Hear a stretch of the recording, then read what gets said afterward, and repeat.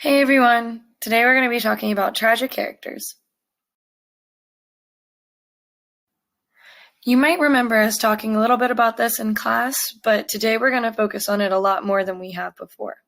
So just as a reminder, a tragic character is someone who is doomed to fail in a story. Tragic characters have tragic flaws. Tragic flaws are traits that can lead to the character's downfall. One example that we talked about in class was Romeo's action without thought, when he would always do something without thinking about it first. This eventually leads to his suicide. Another example of a tragic hero is Superman. Superman is incredibly strong and is actually bulletproof. However, once he comes into contact with kryptonite, he is completely powerless and loses all of his strength. This is something that leads to his downfall in many of his comics and movies.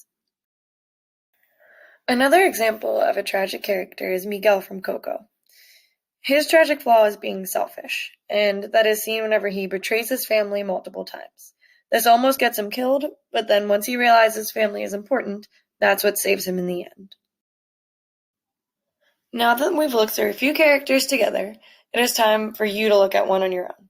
You can choose from the characters below, Shrek, the Hulk, or Harry Potter, and discuss their tragic flaw.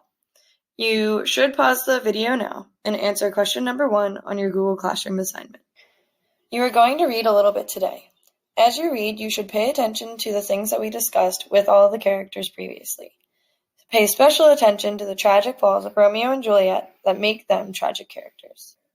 Since we cannot read together, you have 2 options. You can read the PDF version of our book that I posted a link to on Google Classroom, or you can listen to the audiobook that is also linked on Google Classroom. Please notice that the audiobook is in scenes and not acts. Make sure you're listening to all that we ask you. You may now read Act 4 of Romeo and Juliet. You only have to read from pages 209 to 241. Please remember that you do not have to read the pages with Shakespearean language on them. While you read, you may answer your reading questions found on your Google Classroom assignment. You may now pause the video.